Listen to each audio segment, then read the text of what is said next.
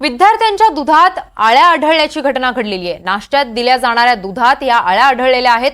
आंबेगाव तालुक्यातील घोडे गावातील आश्रमशाळेतील ही घटना आहे। विद्यार्थ्यांच्या जीवाशी खेळ सुरू असल्याचा नागरिकांनी यावेळी आरोप केलेला आहे। आंबेगाव तालुक्यातील घोडेगाव इथे इंग्रजी माध्यम आदिवासी निवासी आश्रमशाळेतील विद्यार्थ्यांना दूध वाटप करताना दुधात आळ्या आढळून आल्यानं खळबळ पसरली आहे। मागच्या 1.5 महिन्यापूर्वी आदिवासी विद्यार्थ्यांच्या जेवणात आळ्या आढळून आल्या होत्या। त्यानंतर आता पॅकिंगमध्ये दिलं जाणाऱ्या या दुधात देखील आळ्या आढळून आलेल्या आहेत। त्यामुळे आदिवासी विद्यार्थ्यांच्या जीवाशी खेळ सुरू आहे असा संतप्त सवाल आता विचारला जातोय।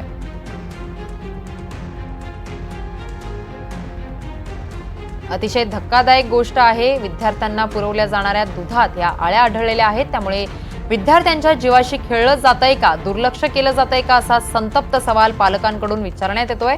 या संदर्भात या घटनेमुळे पालक आणि नागरिकांमधून संताप व्यक्त केला जातोय। विद्यार्थ्यांच्या जीवाशी खेळ खेळला जातोय का असा सवाल यावेळी संतप्त पालकांकडून विचारला जातोय। या संदर्भात अधिकची माहिती देत आहेत आमचे प्रतिनिधी अविनाश पवार। अविनाश, धक्कादायक अशी बाब समोर येते। दुधात विद्यार्थ्यांना जे दूध दिलं जातं त्या दुधात आळ्या आढळलेल्या आहेत, काय अधिकची माहिती आहे?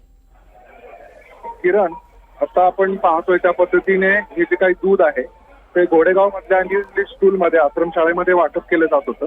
याच्यामध्ये या आळ्या आढळून आलेल्या आहेत।